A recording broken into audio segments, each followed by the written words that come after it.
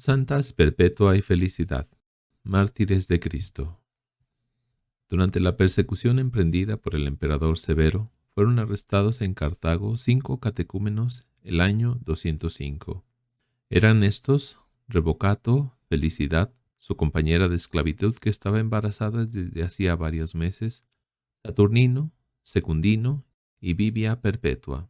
Esta última tenía 22 años de edad. Era esposa de un hombre de buena posición y madre de un pequeño niño. Sus padres y 2 de sus hermanos vivían aún, en tanto que el tercero de sus hermanos, llamado Dinócrates, había muerto a los 7 años de edad.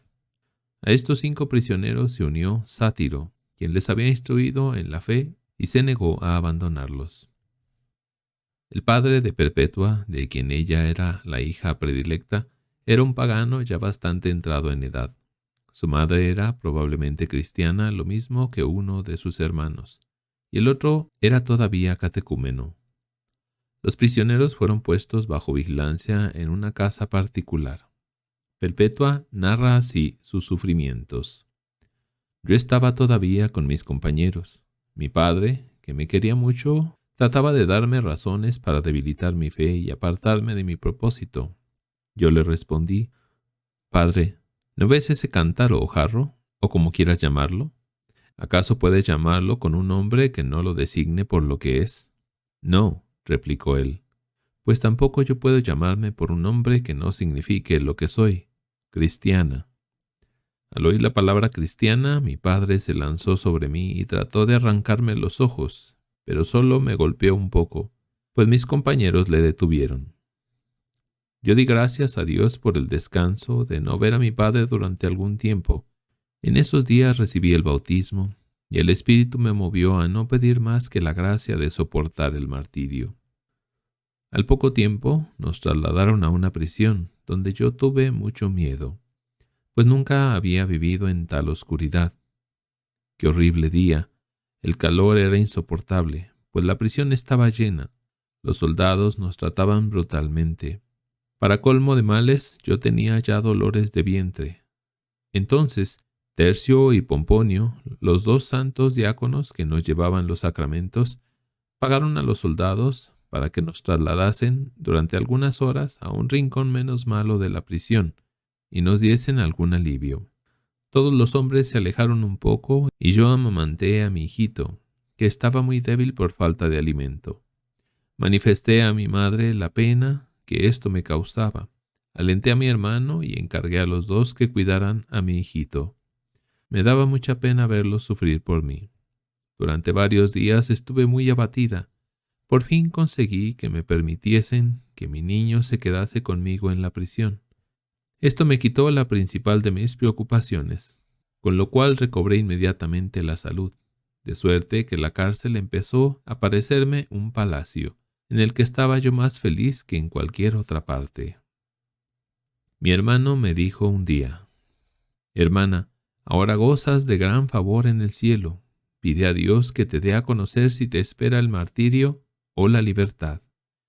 Yo sabía que Dios no podía dejar de escucharme porque yo sufría por su causa, y le dije, llena de confianza: Mañana te daré la respuesta de Dios, hermano. Oré pues a Dios y su respuesta fue la siguiente. Vi una escalera de oro extraordinariamente larga que ascendía hasta el cielo, pero tan estrecha que solo una persona podía subir. A ambos lados había toda clase de armas colgadas, espadas, lanzas, garfios, puñales. Se hallaban dispuestas de tal modo que quien subía descuidadamente, sin mirar hacia arriba, recibía inmediatamente una multitud de heridas. Al pie de la escalera había un inmenso dragón, que acechaba a los que querían subir y trataba de impedirles que lo hicieran. El primero en subir fue Sátiro, quien se había entregado espontáneamente por nosotros, pues él nos había instruido en la fe y se hallaba ausente en el momento en el que nos hicieron prisioneros. Al llegar a lo alto de la escalera, Sátiro se volvió y me dijo: Perpetua, aquí te espero, pero cuídate de que no te muerda el dragón. Yo le respondí: En el nombre de Jesucristo no me morderá. Al punto, el dragón apartó su cabeza como si me tuviese miedo y la colocó sobre el primer escalón, de suerte que, para dar el primer paso, tuve que pisarle la frente. Seguí subiendo y vi un gran jardín, en cuyo centro se hallaba un hombre alto y de cabello blanco, vestido de pastor, ordeñando sus ovejas. Alrededor había millares de personas vestidas de blanco. El hombre levantó la cabeza, fijó en mí sus ojos y me dijo: «Bienvenida, hija mía», y me llamó y me dio unos quesos. Yo los tomé en mis manos y me los comí, y todos los que nos rodeaban decían: «Amén». Desperté al oír esa palabra y mi boca tenía todavía un aroma muy agradable. Inmediatamente conté lo sucedido a mi hermano y ambos comprendimos que nos esperaba el martirio y renunciamos a toda esperanza de este mundo. Poco después corrió el rumor de que nos iban a juzgar. Mi padre vino desde la ciudad muy angustiado con el intento de apartarme de mi resolución.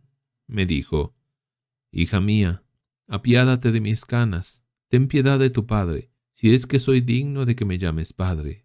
Apiádate de mí que te he educado y te he preferido siempre a tus hermanos. No tienes nada que reprocharme. Piensa en tu madre y en la hermana de tu madre. Piensa sobre todo en tu hijo, que no podrá sobrevivirte. Rechaza tu orgullo y no nos arruines, pues jamás podremos volver a hablar como hombres libres si te sucede algo». Así habló mi padre, lleno de amor por mí, besando mis manos y arrodillado delante de mí. Estaba tan conmovido que ya no me decía hija, sino señora. Esto me hizo sufrir, pues comprendía que mi padre sería el único de los míos que no se regocijaría de mi martirio. Lo consolé como pude, diciéndole: «Las cosas sucederán como Dios lo disponga, pues estamos en sus manos y no en las nuestras». Y mi padre partió muy angustiado. Otro día, cuando estábamos comiendo, nos llamaron súbitamente a juicio y nos condujeron a la plaza del mercado.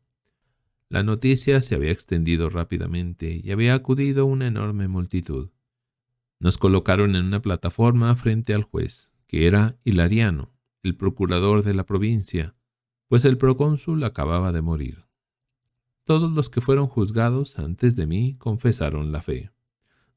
Cuando me llegó el turno, mi padre se aproximó con mi hijo en brazos y, haciéndome bajar de la plataforma, me suplicó: «Apiádate de tu hijo». El presidente Hilariano se unió a los ruegos de mi padre diciéndome: «Apiádate de las canas de tu padre y de la tierna infancia de tu hijo. Ofrece sacrificios por la prosperidad de los emperadores». Yo respondí: «No». «¿Eres cristiana?», me preguntó Hilariano, y yo contesté: «Sí, soy cristiana». Como mi padre persistiese en tratar de apartarme de mi resolución, Hilariano mandó que le echasen fuera y los soldados le golpearon con un bastón. Eso me dolió como si me hubiesen golpeado a mí, pues era horrible ver que maltrataran a mi padre anciano. Entonces el juez nos condenó a todos a las fieras, y volvimos llenos de gozo a la prisión. Como mi hijo estaba acostumbrado al pecho, rogué a Pomponio que le trajese a la prisión, pero mi padre se negó a dejarle venir. Pero Dios dispuso las cosas, de suerte que mi hijo no extrañó el pecho y a mí no me hizo sufrir la leche de mis pechos. Según parece, Secundino había muerto en la prisión antes del juicio.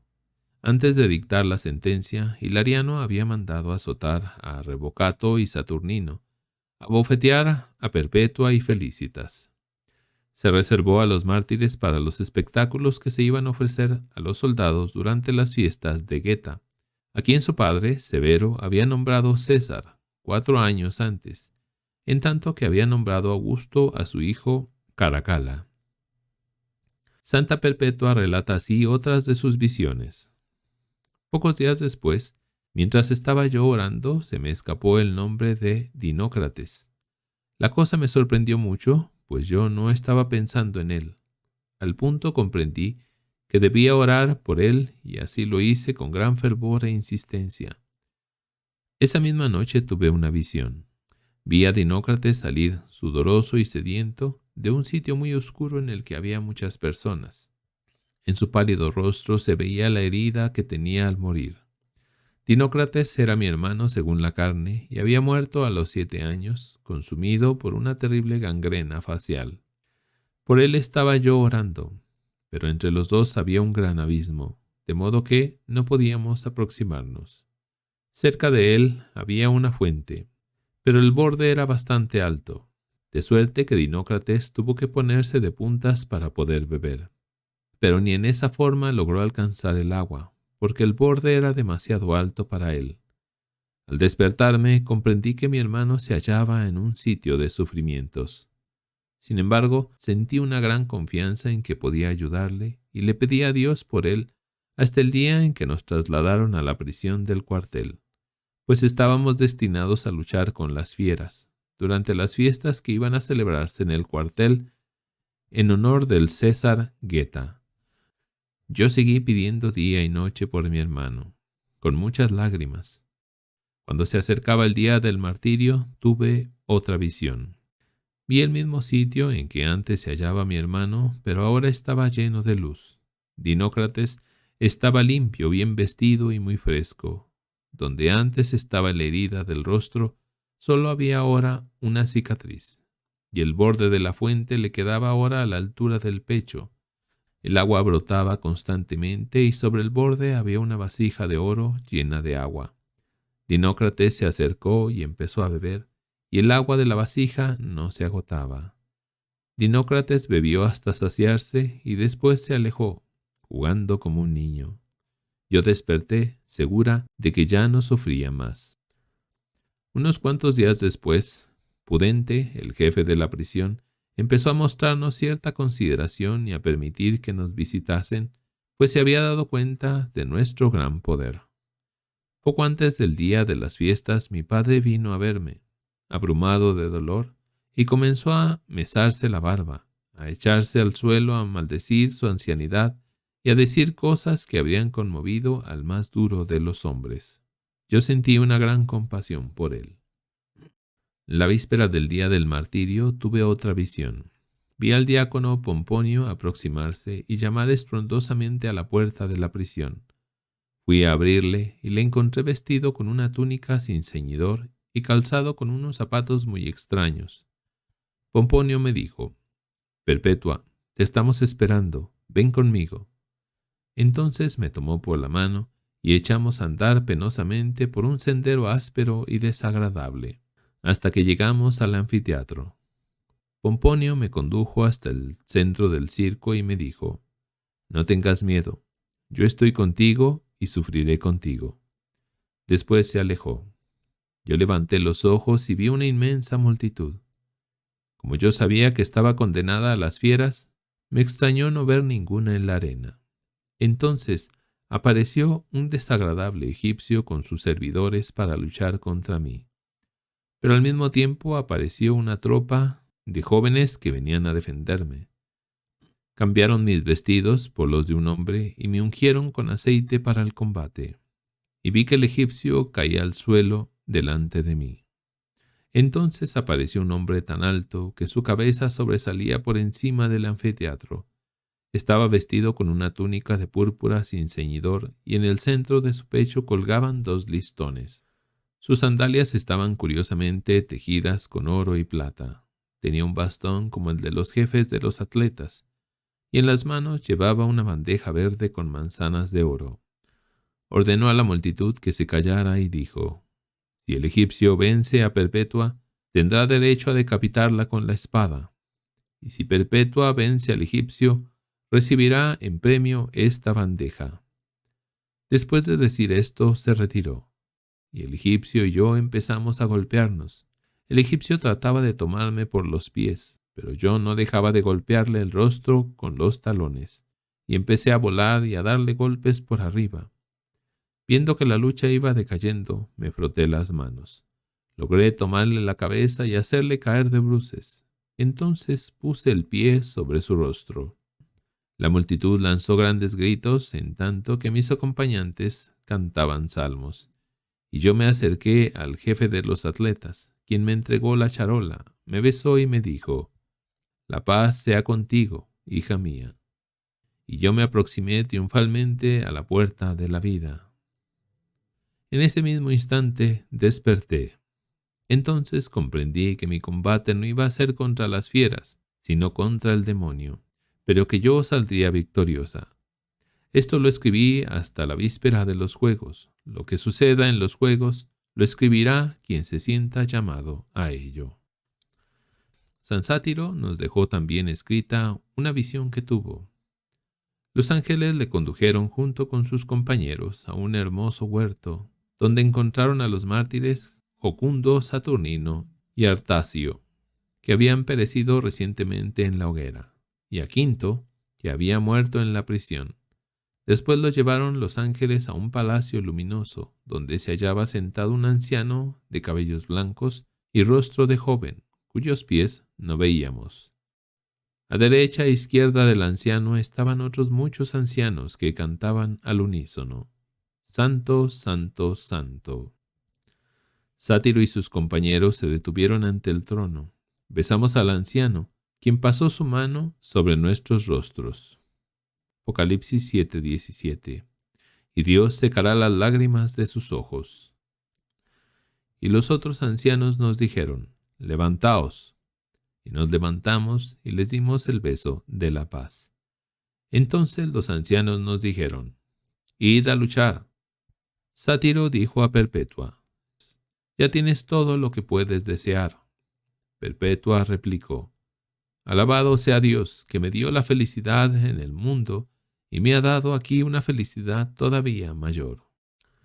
Sátiro añade que al salir encontraron delante de la puerta a su obispo Optato y a un sacerdote llamado Aspacio, que estaban solos y tristes.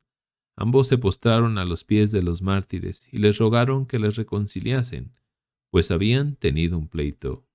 Cuando Perpetua se hallaba conversando con ellos, bajo un árbol de rosas, los ángeles ordenaron a los dos clérigos que se reconciliasen y dijeron a Optato que acabase con los partidos de su iglesia. Sátiro añade: entonces empezamos a reconocer a muchos mártires y nos dio fuerza un perfume indescriptible y delicioso. Desperté con el alma llena de gozo. Probablemente un testigo presencial completó las actas. Felicidad tenía miedo de que se le privase del martirio, porque generalmente no se condenaba a la pena capital a las mujeres embarazadas. Todos los mártires oraron por ella, y así dio a luz a una hija en la prisión. Uno de los cristianos adoptó a la niña. El alcalde de la prisión, temiendo que los cautivos empleasen algún conjuro mágico para escapar, les trataba rudamente y había prohibido todas las visitas. Pero Perpetua habló con él y a raíz de esa conversación empezó a tratar mejor a los prisioneros y permitió que recibiesen la visita de algunos de sus amigos. Por otra parte, el carcelero, Pudente, que había llegado a la fe, hacía cuanto podía por los mártires. La víspera del martirio se les ofreció, según la costumbre, una comida pública llamada la fiesta gratuita. Los prisioneros se esforzaron por convertirla en un ágape o fiesta de amor, y hablaron a todos del juicio de Dios y del gozo con que iban al martirio. Su valor asombró a los paganos y produjo numerosas conversiones. El día del martirio, los prisioneros salieron de la cárcel como si fuesen al cielo. Abrían la marcha los hombres. Detrás de ellos iba Perpetua, cuyos ojos brillaban de tal modo que hacían bajar las miradas de los circunstantes. Junto con Felicidad, la cual se sentía muy dichosa al pasar de manos de la partera a las del verdugo para recibir, después de sus dolores, la purificación de un segundo martirio. A las puertas del anfiteatro, los guardias intentaron hacer que los hombres revistiesen las túnicas de los sacerdotes de Saturno y las mujeres el vestido consagrado a Ceres. Pero Perpetua se resistió tan vigorosamente que los guardias acabaron por dejarles entrar en la arena con sus propios vestidos. La multitud, furiosa al ver la valentía de los mártires, pidió a gritos que les azotaran. Así pues, cada uno de ellos recibió un latigazo al pasar frente a los gladiadores. Saturnino había pedido que le echasen encima diferentes fieras, para que su corona fuese más gloriosa. De acuerdo con su deseo, él y Revocato tuvieron que hacer frente primero a un leopardo y luego a un oso. Por su parte, Sátiro, que tenía mucho miedo a los osos, hubiese querido que un leopardo acabase rápidamente con él. Le echaron un jabalí, que se volvió contra el domador y le mordió, de suerte que éste murió pocos días después. En cambio, a Sátiro solo le arrastró por la arena. Entonces los guardias ataron al mártir y le pusieron frente a un oso, pero éste no quiso salir de su jaula y hubo que dejar el martirio de Sátiro para más tarde. Esto le proporcionó la oportunidad de hablar con Pudente, el carcelero, que se había convertido. Sátiro le animó, diciéndole: «Ya ves que, como lo había yo deseado y predicho, ninguna fiera se ha atrevido a tocarme. Cree firmemente. Mira, la próxima vez me van a echar a un leopardo que acabará conmigo de una sola mordida». Así sucedió. Un leopardo saltó sobre él y le dejó cubierto de sangre en un instante. La multitud daba alaridos y gritaba: «Ahora sí está bien bautizado». El mártir, ya agonizante, dijo a Pudente: «Adiós, conserva la fe, acuérdate de mí, y que esto sirva para confirmarte y no para confundirte». Y, tomando el anillo del carcelero, lo mojó en su propia sangre, lo devolvió a Pudente y murió. Así fue a esperar a Perpetua, como ésta lo había predicho. Perpetua y Felicidad fueron arrojadas a una vaca salvaje. La fiera atacó primero a Perpetua, quien cayó de espaldas, pero la mártir se sentó inmediatamente, se cubrió con su túnica desgarrada y se arregló un poco los cabellos para que la multitud no creyese que tenía miedo. Después fue a reunirse con Felicidad, que yacía también por tierra. Juntas esperaron el siguiente ataque de la fiera, pero la multitud gritó que con eso bastaba. Los guardias las hicieron salir por la puerta Sanavivaria, que era por donde salían los gladiadores victoriosos. Al pasar por ahí, Perpetua volvió en sí de una especie de éxtasis y preguntó si pronto iba a enfrentarse a las fieras. Cuando le dijeron lo que había sucedido, la santa no podía creerlo, hasta que vio sobre su cuerpo y sus vestidos las señales de la lucha. Entonces llamó a su hermano y al catecúmeno rústico y les dijo: «Permaneced firmes en la fe y guardad la caridad entre vosotros. No dejéis que los sufrimientos se conviertan en piedra de escándalo». Entretanto, la veleidosa muchedumbre pidió que los mártires compareciesen nuevamente. Así se hizo, con gran gozo de las dos santas. Después de haberse dado el beso de la paz, Felicidad fue decapitada por los gladiadores.